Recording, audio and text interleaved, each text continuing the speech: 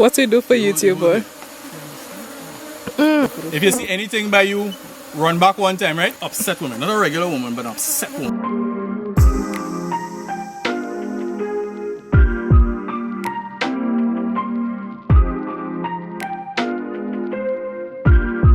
Deforestation. There's a lot of deforestation happening in Trinidad and Tobago, illegal logging, slash and burn farming, all that kind of All the rubbish, environmentally poor farming practices that it's affecting honey production. Honey production is down significantly. We've had 2 years back to back of essentially rainy dry seasons. Right? The ramifications for that is that certain trees need heat stress in order to produce flowers, which would then produce the fruits, and the bees feed off of the flowers, and they are responsible for 90% of agricultural pollination. Right. So essentially, less flowers means less foods, which means less bees. Correct, right. So, seeing that we're on the topic, and I think you and I had a conversation along these lines about the dangers of having unrestricted agricultural practices being done, and how much of a drawback it is for the very same thing that we're trying to achieve. It's actually being counterproductive with some of the agricultural practices that we practice. People don't care. Essentially, people don't care. Right? It's unfortunate, but the reality is everybody.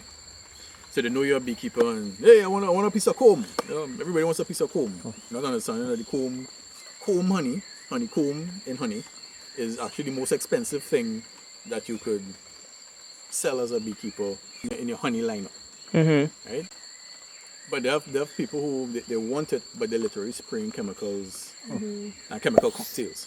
So Right. they're not just using one brand of weedicide or pesticide. They're mixing like 5. Yeah. Make a nice little bomb. Bomb and cocktail, and those are the same people that they want honey. Yeah. Or you don't have honey. Why you don't have honey? However, because you killed. I lost an entire apiary January this year. 20 colonies. Do you think that if it is people, and by people I mean, well, people in general, the public, farmers on a whole, education, or is it that even if they're educated about it, it's still... It's not, we're selfish because, all right, I'll give you an example. The fact is, I can't tell anybody what they can use to control their weeds or pests on their private property. Right. I could only deal with what I have control over. I think the bigger issue is that we have an unregulated market, and we have chemicals that are being used here that have no place being used. Those are top chemicals, right? There are chemicals that we use in agriculture in Trinidad and Tobago have banned mostly in worldwide. Right? But it's okay to use it Yeah. here. Well, I'm sure you guys are familiar with the Roundup situation. Yeah. And we still have it. We still have it. Here. People getting awarded almost $250 million settlements, and we have it. And so the reality is, until proper legislation is put in place and enforced, because we have lots of legislation that isn't enforced. So until things are regulated, enforced, and certain chemicals are banned. So forget about the bees. Let's just talk about the human impact. Yep. And we're not a data-driven society. That's fact. Right? What are the impacts of these chemicals on our cancer rates or kidney disease? Or, you know what I mean? And then there's still also the long-term effects, because even we have cancer now from using it now, but then there's also traces of it still in the soil. So if you go afterwards to plant it, you still have it. It's like it's not a now problem; it's a future our children problem. Yep. I could go on and on about it. So my thing is, something has to give, and I think only until the powers that be actually have to deal with personal consequences for it. I'm being very clear. I'm not saying PNM or not saying UNC. I'm saying the whole political stratosphere. Until these guys actually have personal ramifications of these chemicals and the type of practices that we use, nothing is going to get done. How long you think we'll have to wait? we look at COVID. We're not really going to have a choice. The type of farming we do right now is really pushed by the multinationals in the first world.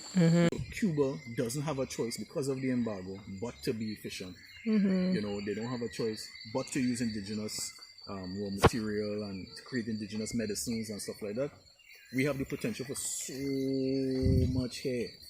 And I think just like what happened with COVID, until we have no other choice, then nothing will change. You know, we're just spinning top in mud, nothing's going to change.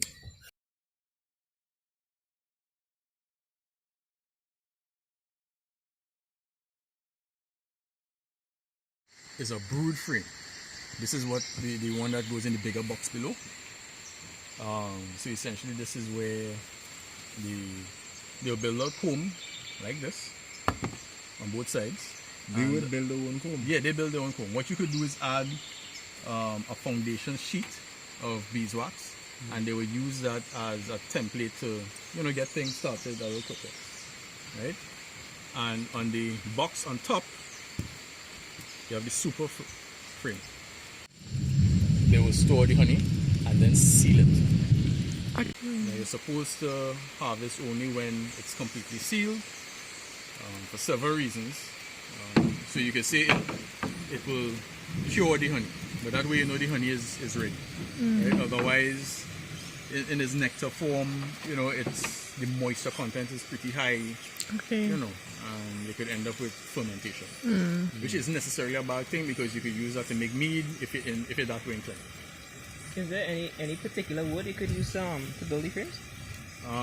Yeah, but ideally what works best for me personally is cedar.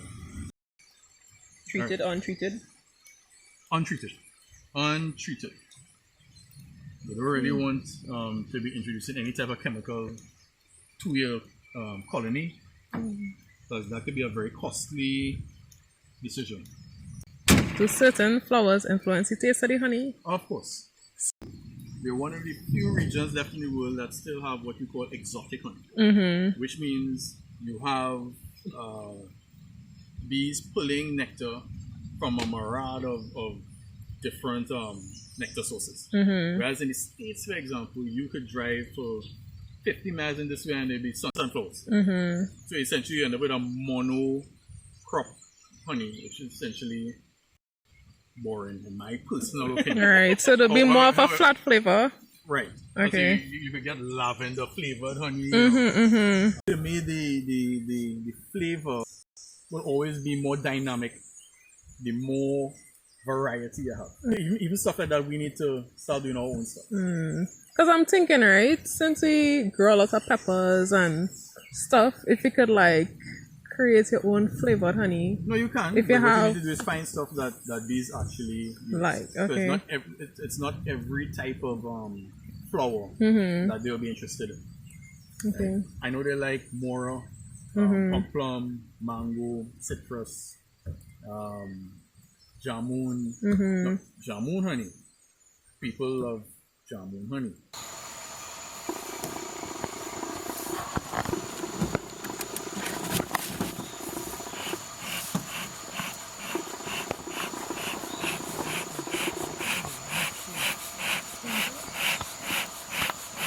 Now, ideally, the best thing to use is natural dried stuff. You don't really want to be introducing chemicals. But if you have to use cardboard like I'm using now because the place is wet, make sure and get stuff that doesn't have colors or print on it.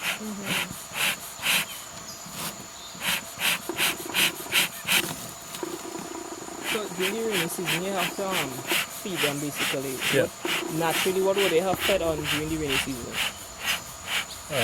You know, they will get nectar from stuff, but it won't be anything to produce honey. It will be enough just to keep Sustenance. Yeah, which is why they shrink the size of the colony, less mouths to feed.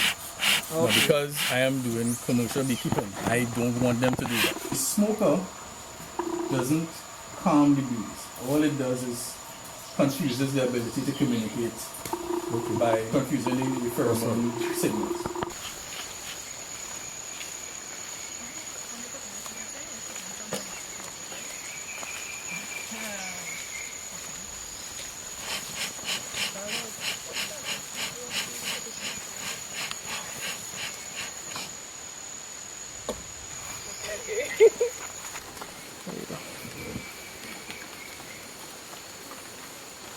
you can come close. Oh, it's white sugar you use? Yeah. Okay. That's why it's so expensive. Right, So why white sugar, not brown? the course I did, they said you can use brown sugar, but it can affect the bees, and give them a slight negative effect. Okay. I think it gives them bee diarrhea. Oh my gosh. Oh my gosh. Yeah, Okay. Shh. Like, If I open one of the monsters. oh please. Oh, I smell the sweetness.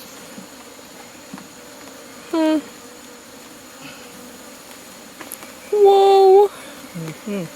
Okay. No, I'm a little nervous. Nervous is joke. Okay. This is comb. Wood. That's a queen cell. Okay. A queen cell. Come on, hold it. What's that beeping? Go and hold it. How many cells? What do you do for YouTube, boy? Okay. Akko, it's supposed to swarm so much. In front of the box, 'cause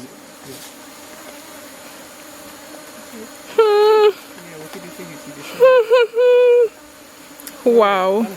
you good? Yeah. No thanks. I real good. I'm just trying to keep this camera steady right now. And things like bright colors and stuff also attract them, that's all?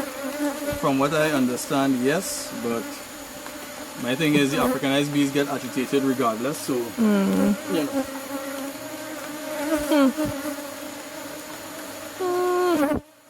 So they just sting just because? But if they're aggravated.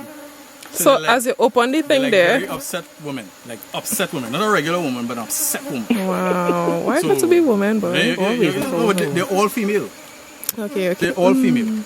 Like I said, the only males that are in the hive are drones, and that is for the mating of the queen.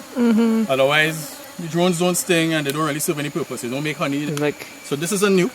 A nuke.